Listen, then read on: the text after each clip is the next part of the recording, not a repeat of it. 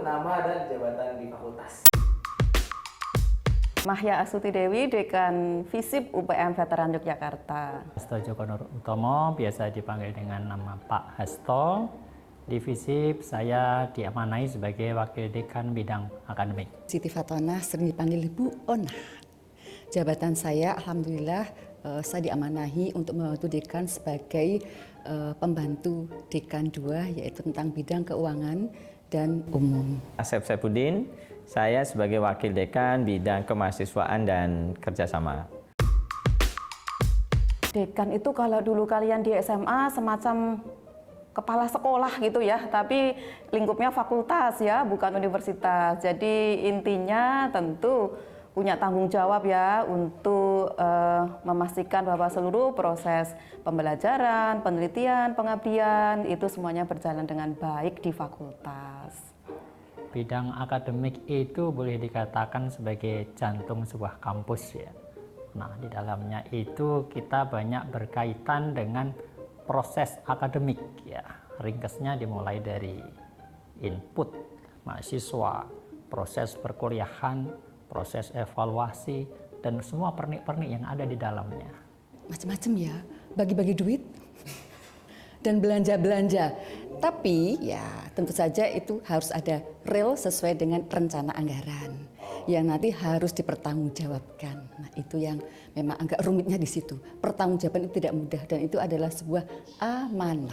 Selain mengurusi masalah kemahasiswaan, tentu juga merintis kerjasama untuk bagaimana memajukan, meningkatkan, utamanya kompetensi mahasiswa dan lulusan di FISIP. FISIP berdiri 6 September 1993, jadi kalian bisa hitung ya umurnya berapa sekarang. Di FISIP sendiri ada prodi hubungan internasional, ilmu komunikasi, administrasi bisnis, dan prodi hubungan masyarakat. Ya, 4. Satu lagi MIKOM, ya, Magister Ilmu Komunikasi. Di sini ada beberapa laboratorium. Di komunikasi itu ada lab public relation, lab fotografi nih sekarang sedang di sini nih. Kemudian ada juga lab audiovisual, ada lab radio, ada lab multimedia, ada juga lab pers, ada juga. Kemudian kalau di HI juga banyak ya, ada lab OI ya, kemudian ada lab lab diplomasi, ada juga lab Hankam, ada juga ini loh yang asik adalah budaya ya, kebetulan ada beberapa kegiatan antar negara untuk menunjukkan ini loh budaya kita di Indonesia, salah satunya ada gamelan juga ada di situ. Kemudian ada juga beberapa lab yang ada di lab administrasi bisnis ya, itu juga ada beberapa di situ, ada 3 labnya. Tidak hanya itu, kita punya ruang seminar yang luas loh ya, ruang seminar di situ ada 200 cukup kalau masuk ya, dan itu sangat bagus ya, artinya kita bisa beraktivitas di situ. Tidak hanya itu juga, yang outdoor juga ada. Yang outdoor itu bisa kalian bisa belajar di luar ya, ada Pentagon, ada taman-taman kalian bisa ini sambil belajar nih, ada internet di situ juga ya, bisa diskusi di situ cukup banyak. Juga tidak kalah menarik yaitu ada di depan kita, kalian bisa foto-foto di situ, ada beberapa kolam, dan yang paling utama adalah religius harus ada, kita ada masjid di situ. Kerjasama yang sudah kita lakukan, ini kita fokuskan dalam upaya memperkuat pelaksanaan MBKM ya. Jadi Merdeka Belajar Kampus Merdeka, ini dengan beberapa perguruan tinggi di dalam negeri. Ya, kita ada kerjasama dengan Universitas Brawijaya, dengan Andalas, kemudian dengan Hasanuddin, juga yang dekat kita dengan Winsuka, kita juga melakukan kerjasama. Dengan yang jauh ini kita dengan Universitas Syah Kuala, Banda Aceh, kita juga melakukan kerjasama. Yang jauh di timur kita dengan Universitas Musamus. Jadi cukup banyak. Yang di luar negeri kita beberapa ada di Eropa ya. Kemudian juga dengan di Asia ada di Thailand, kemudian di Malaysia. Itu yang sudah kita rintis dan tentu ini ke depan kita akan terus tingkatkan. Oke, harus dari atas nih ya? Iya, kalau diacak boleh. Set. Nih. Ada yang nanya, dosen wali itu apa? Katanya. Apa itu dosen wali? Dosen wali itu orang tua kalian di kampus, ya. Jadi apapun bisa kalian sampaikan ke dosen wali. Termasuk lagi nggak punya uang, boleh kok bilang sama dosen wali, ya. Kalau dosen walinya baik hati, tentu akan akan punya perhatian, dan itu pernah, benar, saya nggak bercanda kok ini ya. Mahasiswa yang punya problem keuangan sampaikan, nggak apa-apa, karena lalu dosen wali juga akan bisa membantu mencarikan solusi. Tetapi memang tugas utamanya adalah menjadi pembimbing kalian untuk urusan akademik ya. Misalnya kalian bertanya tentang mata kuliah, harus input apa sih, itu ke dosen wali. Tetapi juga di luar yang akademis, apapun boleh kok kalian sampaikan ke dosen wali ya, itu. Apa ini? Yang pertama Pak Hasto, SKS itu apa sih maksudnya dan gimana sistemnya? Oh ya, satuan kredit semester, tapi sering dipelesetkan dengan sistem kebut semalam. Ya, saya sendiri pernah mempraktekannya ya. Tapi ini bagaimanapun sebuah desain pembelajaran yang bagus ya. Setiap beban mata kuliah itu dihargai. Ya, semakin sulit, semakin dalam mata kuliah itu sebuah ilmu pengetahuan, maka tingkat atau upaya untuk mempelajarinya menjadi semakin tinggi, sehingga harkatnya, bobotnya menjadi semakin tinggi ya. Bismillahirrahmanirrahim. Teng teng. Pilih. Oh, UKT. Wow, UKT itu untuk kampus tercinta. Habis dikerjain sih ya. Sebenarnya begini ya, ada runutannya. Itu sebenarnya awalnya adalah BKT. BKT itu biaya kuliah tunggal. Itu dari kalian ya, operasional dari kalian di UPTN. Kemudian ada juga dari pemerintah. Jadi tidak murni dari biaya masuk ke kampus ya, tetapi ada beberapa komponen yang memang dibiayai oleh pemerintah. Itu namanya BKT. Baru nanti muncul UKT, itu adalah uang kuliah tunggal, bukan tinggi loh ya, uang kuliah tunggal gitu. Sehingga kalian sudah tidak beranak pinak, tapi satu yaitu segala kegiatan semua sudah di backup di situ. Mudah-mudahan nggak susah-susah ini pertanyaannya nih. Kalau nggak lulus nggak boleh pensiun. Waduh, repot nih kesini. Satu Pak, tolong dijelasin apa sih maksudnya kampus merdeka? Oke, ini memang kebijakan Mas Menteri ini tentang kampus merdeka ini cukup menarik ya. Jadi kampus merdeka itu memberikan peluang sebetulnya bagi mahasiswa untuk bebas. Ya, bebas tentu dengan syarat tentuan ya. Artinya bebas itu dia boleh mengambil kuliah baik di dalam kampusnya sendiri, prodi asalnya, tapi juga di luar. Nah, ini memberikan kesempatan yang sangat bagus untuk meningkatkan pengetahuan, keterampilan, ya, jaringan gitu. Karena bukan hanya kuliah, tapi juga ada program lain. Ada magang, kemudian ada proyek independen, ada penelitian, kemudian ada kegiatan kewirausahaan. Dan ini yang kita harapkan mahasiswa banyak partisipasi karena akan meningkatkan kompetensi. Gitu. Ini salah satu dari apa itu kampus merdeka ya. Ini yang kita sedang dorong seluruh perguruan tinggi, termasuk di kita. Di FISIP UPN Veteran Yogyakarta kita akan dorong mahasiswa untuk terlibat dalam kampus merdeka ini. Oke. Selanjutnya Pak, nomor 2, silakan dibuka. Nomor 2, apa ini? Nah, di FISIP itu namanya Oke. Sipresma apa? Boleh dijelasin nggak sih apa itu Sipresma? Ya, Sipresma ini adalah sistem informasi prestasi mahasiswa. Ini salah satu sistem informasi yang dimiliki oleh fakultas kita, yang dimana Sipresma ini adalah memfasilitasi prestasi mahasiswa untuk kita data. Nah, kalau sudah terdata, mahasiswa yang berprestasi ini akan kita berikan penghargaan. Kita akan berikan insentif, ya. Nah, ini yang penting nih. Tapi selain itu juga sebenarnya kita punya sistem informasi lain ya, yaitu sistem informasi pelayanan administrasi akademik. Jadi karena ini pandemi, pembelajaran daring itu menjadi sesuatu yang harus kita lakukan, sehingga nanti layanan pembimbingan gitu ya, nanti proses administrasi akademik misalnya mau cuti, nanti kalau sudah mau lulus, surat keterangan lulus dan sebagainya, itu sudah melalui, kita kenal sebagai SIANMA ya, Sistem Informasi Layanan Administrasi Akademik. Nah, tentu ada yang lain, tapi yang pokok bagi mahasiswa ya, itu yang akan bersentuhan langsung dua sistem itu. Bismillahirrahmanirrahim. Wow, wow, wow, wow, wow. Panjang ya. Panjang banget nih. Panjang. Nah, Ibu, Aduh. ada yang bertanya, bagaimana kalau biaya UKT terlalu tinggi? Bisa minta diskon atau tidak? Sebenarnya luas ya, kita tidak kaku-kaku amat. Memang bisa kita namanya bisa ada minta dispensasi, tetapi tetap ada persyaratannya. Ya tentu saja persyaratan itu harus ada dokumentasi yang lengkap. Misalnya nih kebetulan ya, bukan kebetulan sih ya, ada musibah gitu ya yang memang itu bisa dipertanggungjawabkan tentang masalah ekonomi keluarganya. Ada misalnya bapak yang mana di situ adalah sebagai penanggung jawab keluarga, yang mana salah satu yang mendapat pendapatan utama dari bapak, kemudian mohon maaf bapak meninggal sehingga menjadi anak yatim ya, sehingga tidak ada pendapatan yang lebih utama, maka itu bisa diturunkan tentu saja dengan beberapa persyaratan. Atau terkena musibah ya, terkena musibah, atau mungkin orang tua pensiun, itu juga bisa diperhitungkan di situ. Jadi ada persyaratannya dan ada prosesnya. Nah, ini ada pertanyaan dari mahasiswa baru, Pak. Ya. KRS itu apa? Terus kalau maba, KRS-an enggak? Oh ya, KRS adalah Kartu Rencana Studi.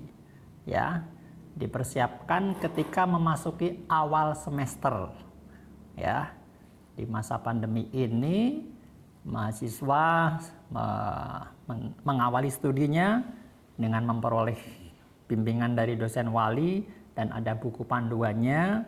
Mereka mengacu dari arahan dosen wali dan buku panduan untuk menginput ya, tapi 1 tahun pertama itu paket ya. Oh, kalau maba paketan ya, Pak? Ya, nanti masuk semester 3 baru mulai. Ya, variabelnya beda-beda tiap anak ya, tiap mahasiswa. Nah, Iya. ini sudah disinggung tadi oleh mereka.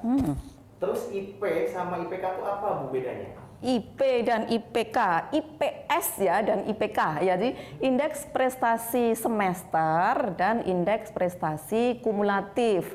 Nah, IP atau IPS itu indeks prestasi per semesternya. Karena setiap semester itu kan mahasiswa pasti dapat nilai ya setelah ambil mata kuliah. Lalu setelah keluar nilai kan lalu ada totalnya berapa gitu ya, total nilai dibagi dengan SKS-nya. Lalu ada muncul kan indeks prestasinya. Nah, itu yang namanya indeks prestasi atau indeks prestasi semester. Nah, kemudian kalau misalnya kalian sudah semester 2, 3 dan seterusnya, lalu ada kumulasinya kan dari mulai semester 1 dan seterusnya.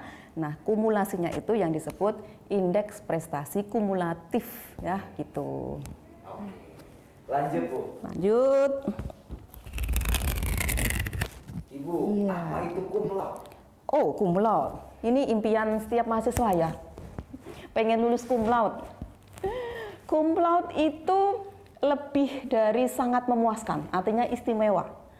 Ya, istimewa. Nah, ini diberikan, ini predikat yang diberikan kalau indeks prestasi kumulatif mahasiswa itu di atas atau lebih dari 3,5. Jadi 3,51 dan seterusnya, itu nanti kalian ketika wisuda akan disebut ya si A lulus dengan predikat cum laude. Nah, orang tua bangga sekali. Nah, Ya. Pak, kalau di UPN sendiri, teknis kuliah online-nya itu gimana? Teknik kuliah online ya. Dari Wakil Rektor 1 bidang akademik sudah memberikan panduan ya. Kita ada e-learning baru yang cukup handal di kita ya, Sepada Wimaya ya lengkapnya. Masing-masing mahasiswa sudah punya account dan bisa mengakses ya e-learning itu. Nah, Sepada ini terus dikembangkan dan masing-masing dosen juga diperbolehkan ya untuk memvariasi ya.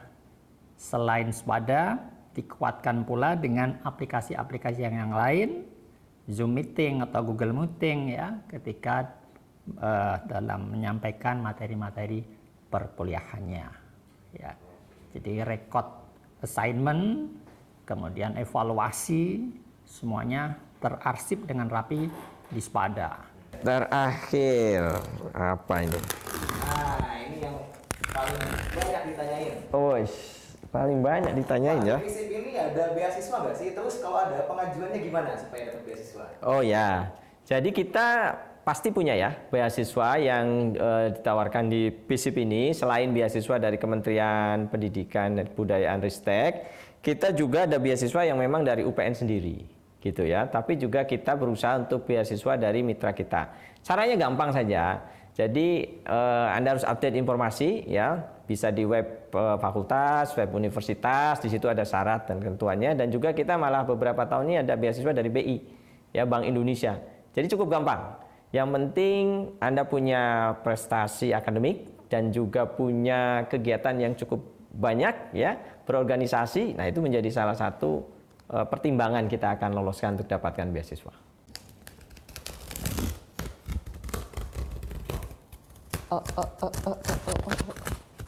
Neng. Nah, apa ini ya? Nah, sekarang kan sedang pandemi, kuliahnya online. Ya. Apakah mahasiswa mendapatkan fasilitas pengganti kayak subsidi kuota internet atau yang lainnya? Selama ini ada ya, memang salah satu pengganti fasilitas ya. Jadi tidak hanya dari mahasiswa, juga dosen juga begitu. Sehingga diharapkan semua perkuliahan bisa berjalan dengan lancar sesuai apa yang kita inginkan. Memang tidak bisa maksimal sekali ya, tetapi paling tidak bisa mendekati ideal. Nah, artinya hak kalian tetap didapatkan. Apa ini ya? Kalau di UPN itu ada lagi karya cendekia. Oh ya. Karya cendekia ini apa sih Bu? Karya cendekia atau KC, ya disingkat KC biasanya. Karya cendekia ini adalah penghargaan tertinggi untuk mahasiswa yang diwisuda pada satu periode ya. Nah, penghargaan tertinggi ini kriterianya apa? Nggak cukup IP saja. Jadi IP 4 itu belum tentu bisa mendapatkan karya cendekia karena persyaratannya selain IPK juga masa studi. Juga dilihat ada aktivitas mengikuti organisasi kemahasiswaan enggak? Kalau nggak ada nggak bisa. Ya.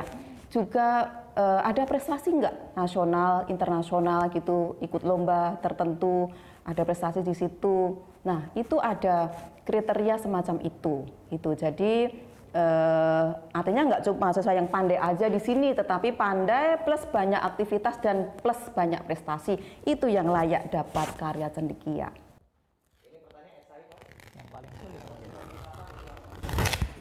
Ya. Oke. Nah, Pak, terkait e-learning Ya. yang tadi dan CBIS, itu Ya. bedanya apa sih, Pak? Oh ya. Terus e-learning kan buat belajar. Kalau Ya. CBIS itu sistem buat apa? Ya. Baik. CBIS itu sistem akademik yang berbasis komputer. Ini sudah puluhan tahun ya digunakan di UPN ya. Tetapi sistem ini saat ini dikembangkan karena memang kita butuh penyempurnaan ya. Ya, e-learning itu menjadi satu solusi yang lebih dahsyat begitu katakanlah ya. Karena merupakan learning management system ya, LMS kita. Yang bisa dikatakan setara dengan kampus-kampus lain ya. Tentu saya berharap kalian tidak menjadi mahasiswa yang biasa-biasa aja. Ya, jadilah mahasiswa yang luar biasa. Saya selalu mengatakan jadi mahasiswa itu yang paket komplit. Harganya lebih mahal tuh ya kalau paket komplit itu ya. Apa sih maksudnya? Jangan kalian kuliah itu hanya untuk mengejar prestasi akademis. Ya, kalau kalian IP-nya 4 itu jangan bangga, tapi banggalah kalau kalian IPK 4 atau enggak 4, 3,99 lah, tapi plus aktivis OK, organisasi kemahasiswaan, plus prestasi nasional, plus punya kesempatan dan pengalaman magang. Nah, itu plus-plusnya banyak, karena itu yang nanti akan mengantarkan kesuksesan kalian. Ya, semoga kalian bisa menjalannya itu ya, dan menjadi mahasiswa yang komplit tadi. Ya, tentu jadilah mahasiswa BISIP yang banyak prestasi. Prestasi akademik, kemudian prestasi dalam berorganisasi, dan tentu juga prestasi di berbagai kegiatan lomba, baik tingkat nasional, internasional. Karena itu yang menentukan nanti keberhasilan. Kalau Anda sudah lulus dari BISIP, Anda akan bersaing, ya, karena moto kita itu kan Social Science for Global Competitiveness ya, ada saing global. Nah, itu syaratnya harus itu. prestasi bidang akademik, prestasi berorganisasi, dan tentu juga prestasi lomba maupun non-lomba, baik nasional internasional. Nah, itu pasti akan jadi mahasiswa FISIP yang sukses. Mahasiswa itu adalah insan akademis yang terpilih ya. Di era sekarang ini untuk menjadi mahasiswa PTN itu sulit ya, persaingannya ketat. Sehingga ketika Anda semua sudah diterima di PTN, maka manfaatkan sebagus mungkin peluang itu untuk berprestasi dari segala sisi. Harapan Ibu tentu saja cepat lulus. Jadi belum sudah cepat lulus ya, artinya silahkan kalian ikuti semua kegiatan yang ada, proses belajar mengajar dengan baik ya. Kemudian fasilitas, manfaatkan fasilitas yang ada. Di situ ada beberapa organisasi yang mana itu adalah sebuah pengalaman bagi kalian. Ada juga magang juga ada ya. Silahkan ikuti semua. Dan harapan saya ketika kamu lulus nanti menjadi sarjana yang cerdas dan santun.